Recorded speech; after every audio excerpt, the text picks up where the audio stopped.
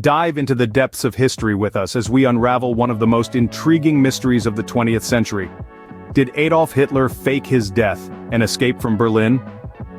Today, we embark on a journey back in time to the final days of the Second World War. The year is 1945. The scene is Hitler's bunker in Berlin. Reports suggest that Hitler, the infamous dictator, took his own life in the confines of this bunker. Yet over the decades, a multitude of conspiracy theories have emerged, casting a shadow of doubt over the official narrative. Some claim that Hitler faked his death and managed to slip away, escaping the clutches of the Allies. Others suggest he lived out his days in obscurity in far-flung corners of the world. Are these theories mere speculation, or is there a fragment of truth hidden within? Let's delve deeper and find out. The official record states that Adolf Hitler died by suicide in his bunker on April 30, 1945, as the Allies were closing in. But is this the whole truth? In the gloom of the bunker, tucked away beneath the Chancellery building in Berlin, the last days of Hitler's reign unfolded. As the Allies advanced, the bunker became a scene of despair and desperation. It was here that Hitler, along with his newly wedded wife Eva Braun, reportedly made the fatal decision to end their lives rather than be captured. The circumstances surrounding Hitler's death were chaotic. The Führer was said to have shot himself while Braun took a cyanide capsule. Their bodies were supposedly found by Hitler's valet, Heinz Linge, and his SS adjutant, Otto Gunsche. In a hasty attempt to keep Hitler's death a secret from the invading Allies, the bodies were reportedly carried upstairs to the garden, doused in petrol, and set ablaze.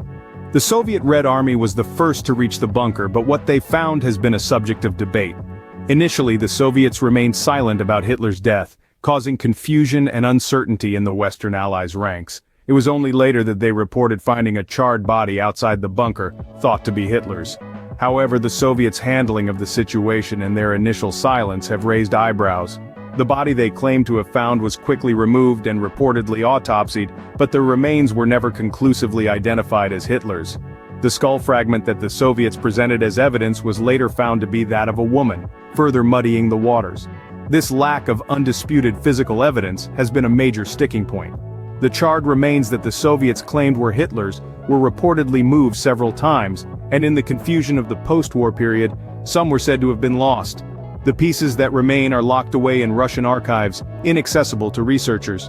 But inconsistencies in the official record and the absence of an undisputed physical evidence have fueled speculation and conspiracy theories for decades. From sightings in Argentina to a quiet life in a monastery, the theories about Hitler's post-war life are as fascinating as they are outlandish. Let's dive into some of the most popular ones, shall we? First, the Argentina theory. According to this, Hitler didn't die in his bunker in Berlin, but escaped to Argentina in a submarine. The proponents of this theory argue that Hitler lived in a secluded mansion in the foothills of the Andes until his death in the early 1960s. They cite supposed sightings and even photographs of an older gray-haired man they claim to be Hitler. Then there's the Spain theory. This one suggests that Hitler escaped to Franco's Spain, where he lived in hiding. This theory also relies heavily on reported sightings and alleged evidence like a mysterious house in the Spanish countryside that was said to be Hitler's hideout. Another theory places Hitler in Antarctica. Yes, you heard that right, Antarctica. This theory suggests that Hitler fled to a secret Nazi base in Antarctica, where he lived out the rest of his days.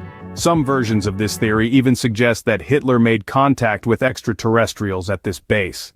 Finally, there's the monastery theory. This one claims that Hitler became a monk and lived a quiet life in a monastery in Tibet. The proponents of this theory point to alleged similarities between Hitler's handwriting and that of a monk who lived in a Tibetan monastery during the same period. But without solid evidence, these stories remain in the realm of speculation. Or do they? In the face of countless rumors and speculations, various investigations have been conducted to put the mystery to rest. Over the years, the hunt for the truth about Hitler's fate has taken many forms and involved numerous organizations, each with their own methods and conclusions. Among the most notable is the Federal Bureau of Investigation's examination of claims regarding Hitler's survival.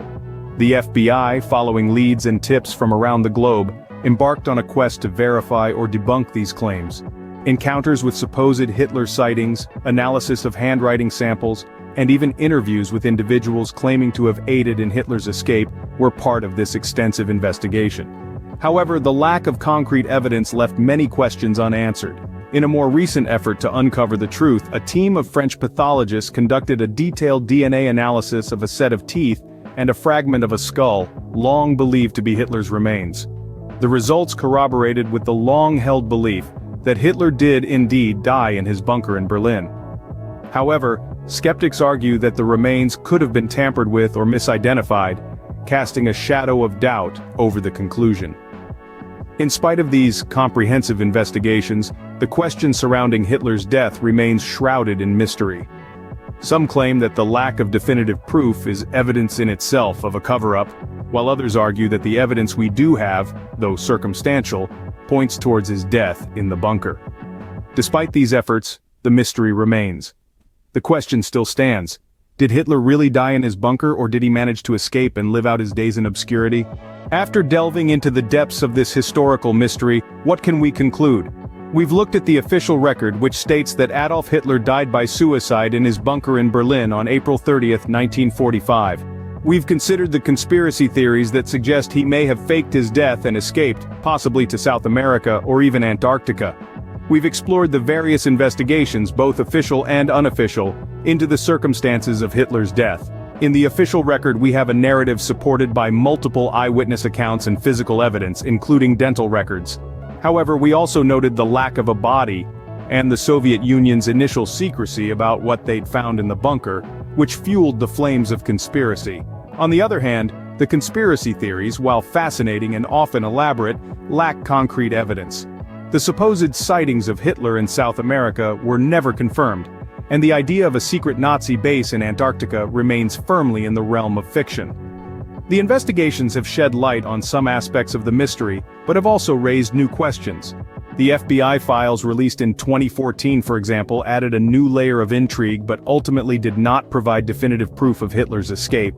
In weighing all this information, we find ourselves in a conundrum. There's a preponderance of evidence suggesting Hitler died in the bunker, yet there's just enough ambiguity to keep the question alive. This lack of definitive closure has allowed the debate to continue among historians, conspiracy theorists, and the general public. In the end, the question of Hitler's death remains one of the most enduring mysteries of the 20th century. A mystery that continues to captivate and intrigue us to this day.